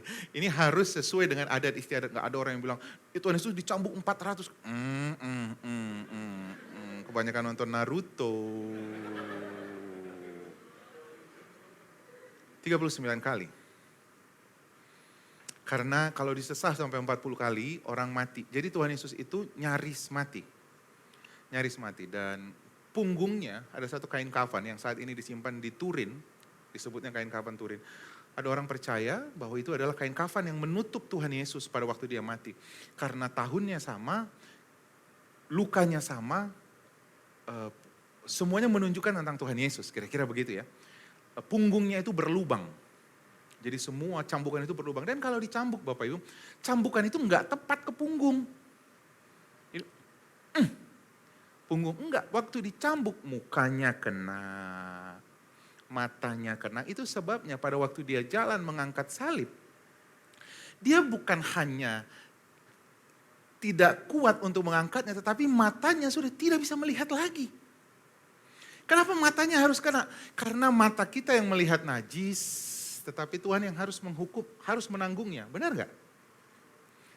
Saya ganti kita supaya enggak dramatis. Barabas ya. Kan tadi kan ganti Barabas nih. Barabas ini penjahat yang terkenal. Jadi kenapa Tuhan Yesus dipukul? Karena Barabas. Kenapa Tuhan Yesus dicambuk? Karena dosa Barabas.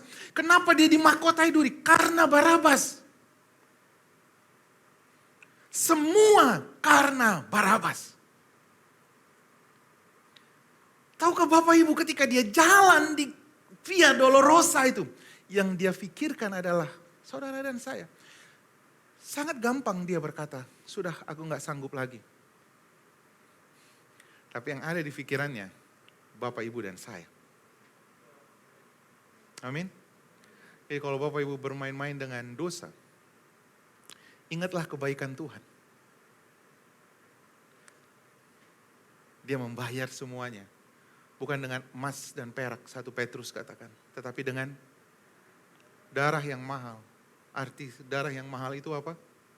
Enggak tercurah dengan enggak sengaja gitu ya. Orang disuntik itu enggak sengaja. Tapi ini on purpose Bapak Ibu. Dengan tujuan untuk menyakiti Tuhan Yesus.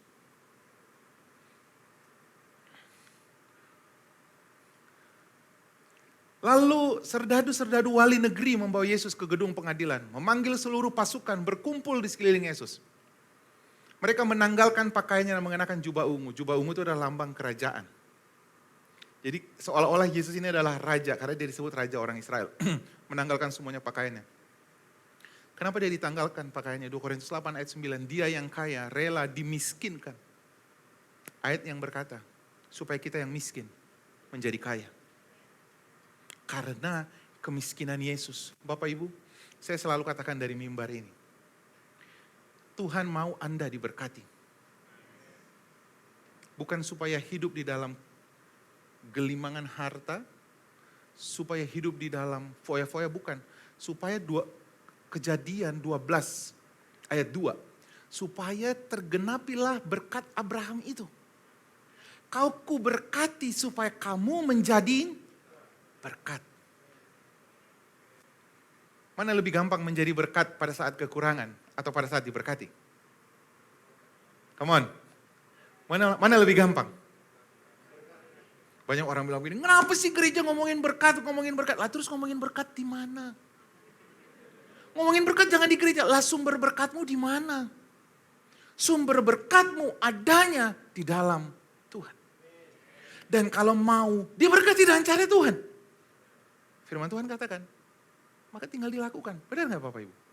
Tuhan mau kamu diberkati. Itu sebabnya semua peristiwa yang terjadi sama Yesus itu adalah simbol yang terjadi kepada Barabas. Barabas ini layak gak hidup diberkati? Orang jahat. Barabas ini layak gak untuk, jangankan untuk hidup. Dia itu pada waktu Yesus dihukum Bapak Ibu. Barabas ini ketakutan, dia masih ketakutan. Memang sudah ada pengganti. Tetapi sebelum semuanya lunas dibayar Yesus, Barabas masih belum punya harapan. Dia masih hidup dalam kekhawatiran.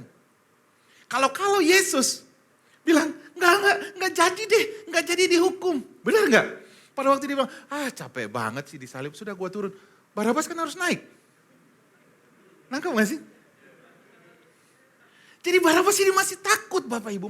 Tidak punya harapan. Kalau Yesus tidak menyelesaikan hukumannya. Hukuman yang terakhir kali. Matius 27 dikatakan, mereka mengenyam sebuah mahkota duri, menaruhnya di atas kepalanya, dikatakan menaruhnya. Tetapi dalam terjemahan asli memaksanya masuk ke atas kepalanya Tuhan Yesus. Lalu memberikan dia sebatang buluh di tangan kanannya. Kemudian mereka berlutut di hadapannya dan mengolok-olok dia. Katanya, Hail to the King of Jews. Salam kepada orang Yahudi. Bapak Ibu, kenapa Tuhan Yesus dipermalukan? Supaya kau tidak dipermalukan lagi. Bayangkan kalau Barabas lewat Bapak Ibu dari JOC, lagi beli Fat Bubble. Orang akan bilang apa? Pembunuh. Dasar bajingan. Yang ngomong sih sesama bajingan, cuman kan levelnya berbeda. Levelnya berbeda. Yang ini yang bajingan kelas atas. Dasar bajingan, dasar. Semua orang yang melakukan dosa Bapak Ibu, semua orang yang hidup di dalam dosa, sesungguhnya dia malu dengan perbuatannya. Dia membenci dirinya, tapi dia nggak bisa keluar dari dosanya. Yang bisa membawa orang keluar dari dosanya, nggak bisa dengan tuntutan atau dakwaan. Tapi hanya dengan kasih. Benar? Mereka meludahinya. Lalu buluh yang tadi di tangan Tuhan Yesus diambil, memukulkannya ke atas kepalanya. Pertanyaannya, kenapa dipukul ke kepala Tuhan Yesus? Supaya mahkota durinya fit lagi. Jadi bulunya diambil lagi, dipukulin lagi supaya mahkotanya masuk lebih pas lagi. Kebayang ya Bapak Ibu ya? Orang yang kita kasihi diperlakukan seperti itu. Tahu karena apa? Karena saudara yang dikasihi supaya hidup di dalam kasih Tuhan. Sesudah mengolok-olok dia, mereka menanggalkan jubahnya daripadanya, mengenakan pula pakaian kepadanya. Kemudian mereka membawa dia keluar untuk disalibkan. Via Dolorosa. Dia berjalan ke perjalanan menuju kayu salib. Bapak Ibu tidak selesai. Dia tidak sanggup membawa salibnya. Dia jatuh.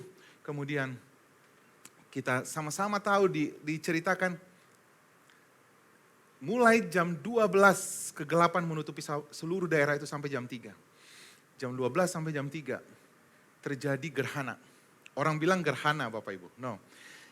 Gerhana itu nggak mungkin datang karena pada waktu itu adalah bulan penuh, bulan purnama. Gerhana itu hanya datang, gerhana bulan itu hanya, gerhana matahari hanya datang di bulan baru. Sementara ini di pertengahan bulan, jadi nggak mungkin. Dua fakta. Yang ketiga, nggak mungkin gerhana karena gerhana cuman beberapa menit. Ini sampai 3 jam. Dan yang terakhir, ini terjadi sampai ke seluruh dunia. Ada satu tulisan di tulisan Cina yang menunjukkan pada waktu yang sama, di tahun yang sama, di jam yang sama, terjadi kegelapan di Cina. Jadi Bapak Ibu, semua kegelapan ini bukan hanya terjadi di Yerusalem saja, tetapi ini terjadi di seluruh dunia. Karena apa? Pada saat itu semua dosa manusia ditanggung oleh Tuhan. Karena apa? Bukankah Yesus itu adalah terang dunia? Ketika semua dosa manusia ditimpakan kepada dia, and then semuanya gelap gulita. Dia serap semua dosa manusia. Lalu dia berkata, Allahku, Allahku, mengapa engkau meninggalkan aku? Scorsese tulis buat film ini Bapak, menghina Tuhan Yesus dan berkata, Tuhan Yesus bilang sama Tuhan, dia nggak sanggup. No, saudara. Tuhan Yesus sedang tanggung semua dosa manusia. Lalu dia bilang gini, Bapa, mengapa engkau meninggalkan aku? Karena Bapa dan dosa nggak bisa bersatu. Bapa memalingkan wajahnya dari Tuhan Yesus. Karena Yesus sedang menanggung semua dosa. Bapa memalingkan wajahnya dari Yesus. Lalu wajah Bapa sekarang kepada siapa? Kepada orang-orang yang dikasihinya. Siapa itu Bapak Ibu? Siapa yang tadi menggantikan Yesus? Barabas. Mata Bapa di surga sekarang kepada Barabas. Kalau dia perempuan, Barabaswati. Saya coba cari Bapak Ibu. Itu yang terbaik yang bisa saya lakukan. Dia bilang, kenapa kau tinggalkan aku? Karena dia sedang menanggung semua dosa manusia. Itu sebabnya di dalam Kristus sudah tidak ada lagi penghukuman. Ini kabar baik bagi kita semuanya. Makanya orang kalau yang hidup di dalam grace, mau khotbah tentang apa saja, akhir zaman, mau ke orang khotbah, akhir zaman dia bilang gini, nanti kita akan mengalami tribulation, penganiayaan 7 tahun, segini. Gereja Tuhan. Enggak, karena apa? Dasar firman Tuhan ini bilang apa? Di dalam Kristus sudah tidak ada lagi penghukuman. Jadi gereja Tuhan sudah gak boleh dihukum.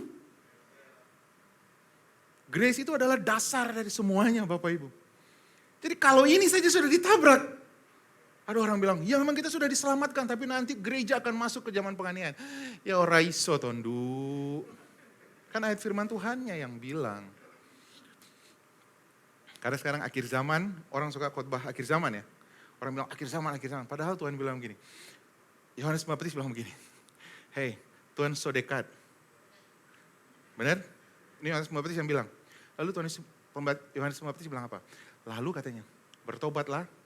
Lalu apa? Beritakan Injil. Jadi kalau Tuhan mau dekat, apa yang harus kita lakukan? Beritakan Injil Bapak Ibu. Benar enggak? Beritakan Injil, bukan masuk kamar lalu pukul-pukul dada. Tuhan, aku bertobat Tuhan. Buka pintu, Tuhan gak datang juga. Beritakan Injil. Amin. Itu inti daripada Tuhan mau datang. Saya tutup dengan beberapa ayat lagi. Dan mereka yang ditentukannya dari semula, mereka itu juga dipanggilnya. Dan mereka yang dipanggilnya, mereka itu juga dibenarkannya. Dan mereka yang dibenarkannya itu, mereka itu dimuliakannya. Bapak Ibu, karena penebusan Kristus, Anda dikatakan firman Tuhan, dibenarkan. Dan setelah dibenarkan, Anda dimuliakan. Tahu nggak arti kata dimuliakan? Dalam terjemahan aslinya, kata itu adalah layak untuk mendapatkan kebaikan. Sekarang Barabas boleh dihukum lagi enggak? Pada saat Tuhan Yesus bilang begini, sudah selesai. Ke dalam tanganmu kuserahkan nyawaku. Karena menurut hukum Taurat, nyawa harus diganti dengan nyawa. Sudah komplit semua dia bayar Bapak Ibu. Barabas bilang, selesai dia. Tapi apa buktinya? Nah kalau Bapak Ibu lihat, Kalau ada orang yang menggantikan kita dalam hukuman, saya membunuh orang, lalu datang orang bilang begini, saya ada orang yang didakwa bahwa dialah yang membunuh. Benar ya? Bukan saya. Padahal saya pembunuhnya. Lalu orang ini menjadi pengganti bagi saya. Dia dihukum 15 tahun. Dia dihukum 15 tahun. Selesai hukuman itu, pada waktu dia keluar dari penjara, barulah saya merasakan damai sejahtera. Karena apa? Sudah selesai dia bayar. Benar gak Bapak Ibu? Selama dia masih ada di penjara, saya belum tenang. Tapi setelah dia keluar dari penjara, saya bilang, sudah selesai. Sekarang saya bisa dihukum gak? Kalau dalam pengadilan namanya double jeopardy. Orang tidak bisa dihukum dalam 2 kali dalam kesalahan yang sama.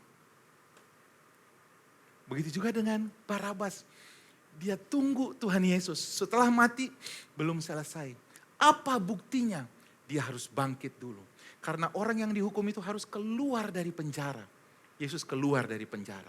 Dan itu menjadi pembenaran kepada Barabas. Yesus sudah lunas membayarnya. Kemudian Barabas sekarang keluar, datang ke JOC. Duduk di sini. Keluarga yang dibunuh duduk di sana. Boleh nggak mereka membunuh Barabas? Tidak. Karena sudah selesai, ditanggung semua hukuman Barabas. Bolehkah Barabas dipermalukan? Tidak. Bolehkah Barabas menerima semua dakwaan? Tidak. Sudah dibayar lunas di kayu salib. Dan kebangkitan Yesus membenarkannya sehingga Bapak Ibu, segala berkat ini akan datang kepadamu, menjadi bagianmu. Amin. Layak untuk diberkati, benar? Jika engkau mendengarkan suara Tuhan Allahmu, diberkatilah engkau di kota, diberkatilah engkau di ladang. Come on. Diberkatilah engkau di kota, diberkatilah engkau di ladang. Dimanapun engkau berada, kau diberkati. Lalu firman Tuhan katakan, diberkatilah kandunganmu. Amin. Yang berencana melahirkan, punya anak. Saya mau banyak bang anak saya. Karena saya memang susah penginjilan. Satu-satunya mungkin cara yang bisa saya lakukan adalah punya anak yang banyak. Lalu mereka akan datang kepada Tuhan. Kira-kira begitu. Hasil bumi dan hasil ternakmu. Yakni lembu sapimu, kandungan kambing dombamu. Kandungan kambing dombamu. Diberkatilah bakulmu dan tempat adonanmu. Diberkatilah bakul dan tempat adonanmu. Jadi orang gini, ada orang berbisnis, usahanya dia adalah jualan di mobil. Mobilmu diberkati supaya nggak mogok. Ada orang bilang begini, biasa pak mobil saya mogok, wajar pak. Ya wajar pak, bisnis saya kebakaran. Wajar. Tuhan bilang ini, diberkati bakulmu. Bukan hasil adonannya yang diberkati saja, tetapi bakulmu pun diberkati. Alat kamu untuk mengusahakannya diberkati. Diberkatilah tempat adonanmu. Lalu dikatakan firman Tuhan, Tuhan akan membiarkan musuhmu yang maju berperang melawan engkau. Bapak Ibu, sometimes kita tuh panik. Pak, saya dilakukan ini sama orang. Orang menghina saya. Tenang saja. Karena firman Tuhan bilang apa? Terpukul melawan engkau, terpukul kalah olehmu. Bersatu jalan mereka akan menyerang engkau. Bertujuh jalan mereka akan lari kocar kacir. Mereka bersama-sama menyerang engkau, tapi mereka bertujuh akan pergi. So, be calm. Dalam tinggal tenang dan percaya kepada janji firman Tuhan, kamu akan melihat keselamatan dari Tuhan. Tuhan akan memerintahkan berkatnya ke atasmu. Coba lihat kanan kiri saudara. Ke atasmu bilang. Ke atas gua juga dong, saya juga dong gitu ya. Di dalam lumbungmu, di dalam usahamu, Ia akan memberkati engkau di negeri yang diberikan Tuhan kepadamu oleh Tuhan Allahmu. Amin saudara. Kau sekarang layak untuk menerima kebaikan Tuhan. Barabas sekarang boleh punya harapan. Karena semua hutang dosanya sudah dibayar Yesus di kayu salib. Bapak Ibu sekarang bisa punya harapan. Karena semua pelanggaranmu sudah dibayar Tuhan Yesus di kayu salib. Kau layak untuk sehat. Kau layak untuk diberkati. Pernikahanmu layak untuk dipulihkan. Dan apapun yang kau lakukan shall be blessed, kata firman Tuhan. supaya kau bisa menjadi berkat bagi banyak orang. Tidak ada orang yang hidup untuk dirinya sendiri. Kau diciptakan untuk menjadi berkat bagi banyak orang. Mari kita bangkit berdiri. Mari datang kepada Tuhan. Tutup mata saudara.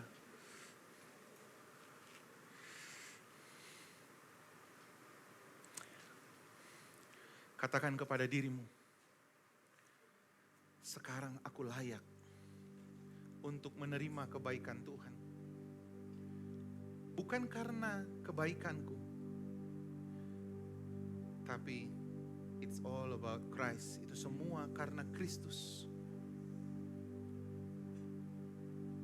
Sekarang aku layak, ikuti doa saya. Sekarang aku layak untuk sehat. Bukan karena aku baik, tapi karena Kristus telah membayar semua dosaku. Aku layak diberkati. Bukan karena aku baik, tapi karena Yesus mau mati untukku. Terima kasih Tuhan Yesus. Mari ucapkan syukurmu kepada Tuhan Yesus. Katakan syukurmu untuk semua yang dilakukan Tuhan Yesus. Dia rela menanggung semua sengsara supaya engkau menerima kebaikan Tuhan. Ganjaran yang mendatangkan keselamatan bagi pernikahanmu, ganjaran yang mendatangkan keselamatan bagi bisnismu, bagi kesehatanmu, bagi pekerjaanmu, ditimpakan kepada Yesus.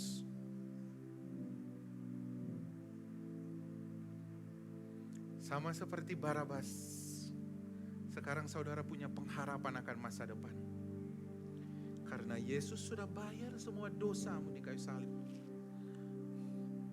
Dosa yang lalu, dosa yang akan datang.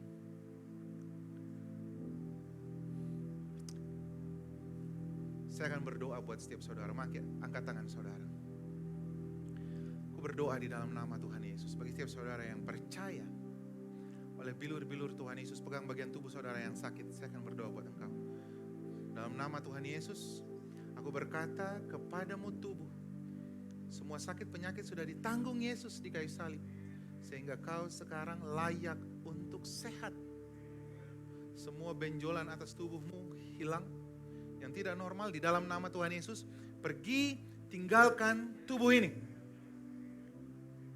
Semua yang tidak normal atas kepalamu, kakimu, badanmu, kuperintahkan kepadamu, pergi tinggalkan tubuh ini dan dalam nama Tuhan Yesus, hai tubuh, jadilah sehat, jadilah normal. Kepada saudara yang terbeban untuk pekerjaanmu, untuk usahamu, angkat tanganmu. Diberkatilah ladangmu, diberkatilah usahamu. Tingkap-tingkap langit terbuka. Karena kau sekarang layak untuk menerima kebaikan Tuhan. Di dalam nama Tuhan Yesus, yang tidak pernah kau lihat oleh mata, yang tidak pernah timbul di dalam hati, yang tidak pernah didengar oleh telinga, telah Tuhan sediakan. Lihatlah kepada karya Kristus. Kau akan melihat kesempatan-kesempatan terbuka. Kau akan melihat tingkap-tingkap langit terbuka. Di dalam nama Tuhan Yesus. Kami mengucap syukur Tuhan. Kami mengucap syukur. Dengarkan saya baik-baik. Jikalau pernikahanmu saat ini, kau khawatir akan pernikahanmu, saya mau berkata kepada engkau, mungkin itu anakmu, mungkin itu istri atau suamimu. Love never fail. Kasih itu tidak pernah gagal.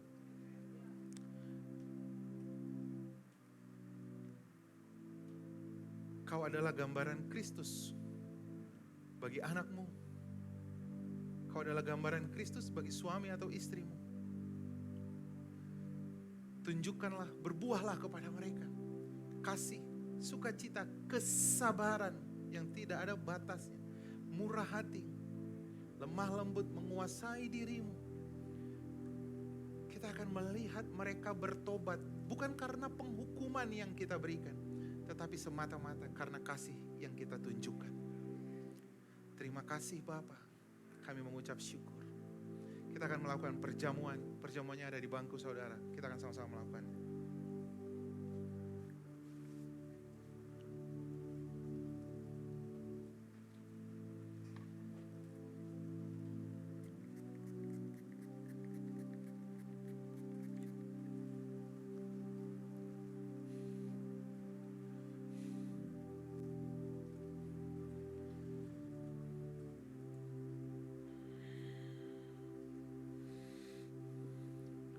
Sehari sebelum Tuhan Yesus diserahkan, dia berkumpul dengan para murid-muridnya. Dan dia berkata, waktuku sudah selesai. Dia mengambil roti dan dia berkata, tubuhku akan dipecah-pecah, darahku akan tercurah untuk engkau. Saudaraku, tubuh Tuhan Yesus mati di kayu salib supaya kita yang berdosa diselamatkan. Tubuh Tuhan Yesus dipukul dan meninggalkan bilur-bilur yang olehnya kita menjadi sehat. Tubuh Tuhan Yesus ditelanjangi. Dia yang kaya, yang memiliki bumi ini, rela dimiskinkan supaya kita yang miskin diberkati. Ketika kita memakan roti yang ada di tangan kanan kita, imanilah keselamatanmu, percayailah pemulihan, percayailah kesembuhan atas tubuhmu. Mari sama-sama kita memakannya.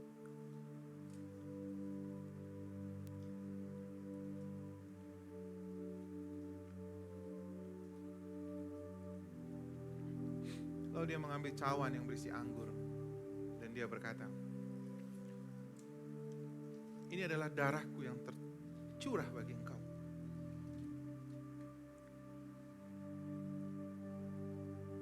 Darah yang membasuh setiap dosa kita satu kali untuk selama-lamanya, sehingga kita dikuduskan, dilayakkan untuk memanggil dia Aba ya Bapa. Saudaraku, ketika engkau jatuh di dalam dosa, darah Yesus telah menguduskan engkau. Kau layak dan selalu diterima untuk menerima pemulihan dari kasih Tuhan, karena darahnya telah menguduskan engkau. Mari sama-sama kita meminumnya.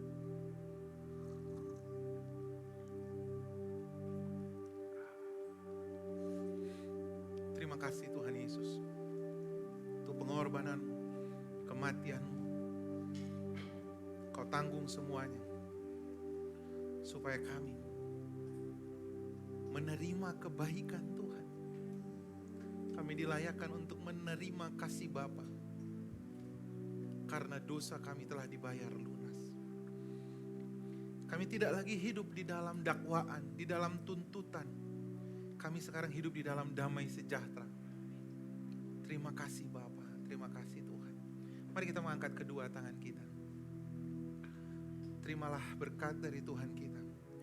Kiranya berkat daripada Allah Bapa, kebajikan dan kemurahan dari Tuhan kita, itulah yang akan mengikuti engkau sepanjang hidupmu. Persekutuan dengan Roh Kudus akan meneguhkan engkau bahwa mata Tuhan tertuju kepadamu, bukan untuk mencari dosa dan pelanggaranmu, tapi untuk melimpahkan engkau dengan kasih dan rahmat-Nya.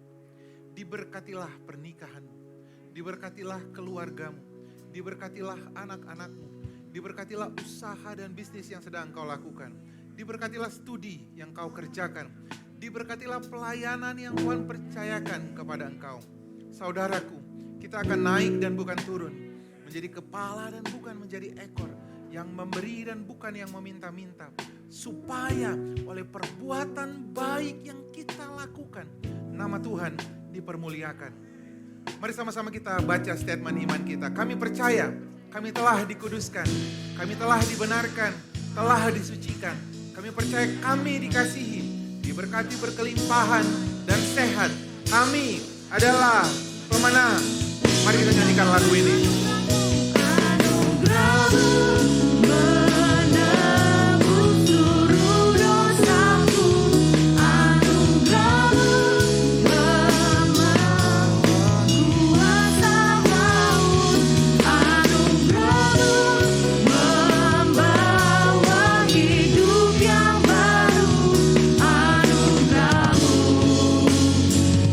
Sekali lagi katakan anugerahmu.